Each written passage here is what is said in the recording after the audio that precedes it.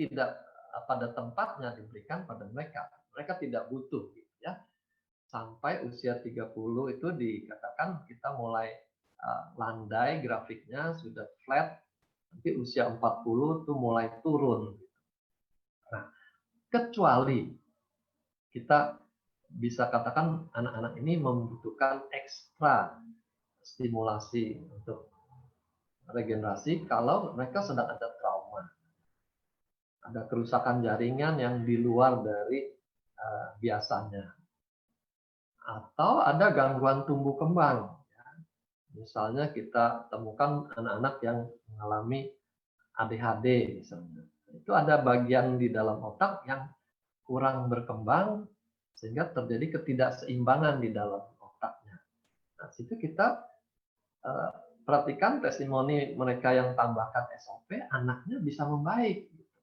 Nah, jadi di situ dia punya peranan kalau anaknya ada sakit penyakit. Atau penyakit lain pada anak itu yang memang menimbulkan kerusakan sel yang banyak. Misalnya anak-anak bisa kena tuh sakit ginjal, nephrotic syndrome. Ya.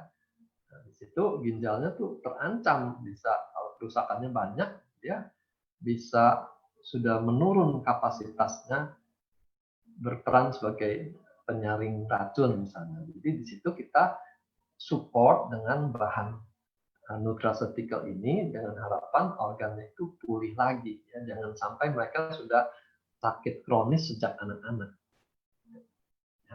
Nah, kalau ini SOP, kalau Utsukushi juga mirip. Kalau misalnya detox untuk membersihkan usus, anak-anak kan boleh dibilang ususnya juga masih mulus, ya.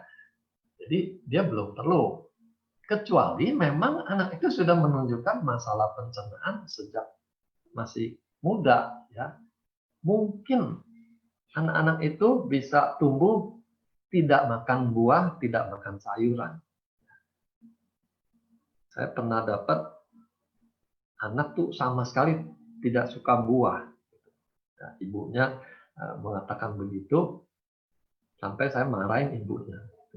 Kalau tidak suka sayur itu cerita lama, anak-anak tidak suka sayur. Tapi kalau tidak suka sayur dan buah, terus anaknya makan apa? Tadi Dr. Trevino sudah ingatkan pentingnya fiber sebagai bagian dari nutrisi kita. Nah, jadi kalau pada anak-anak kondisi ini, itu masalah pencernaannya sudah bisa muncul sejak dia masih kecil. Karena dia kurang dapat asupan sayur dan buah. Ya. Lalu ibu hamil, ini juga pertanyaan klasik.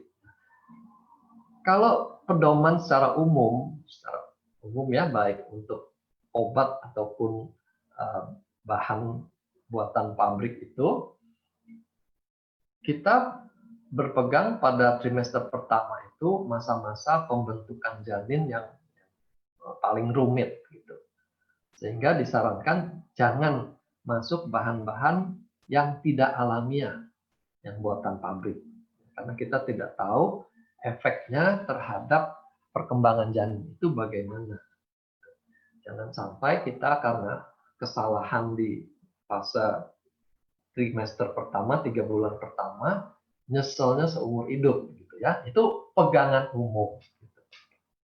Tapi kalau kita lihat bahwa produk ini termasuk nutraceutical, bahan bakunya semua itu dari makanan, maka tentu dia lebih aman dibanding obat-obat yang sintetik.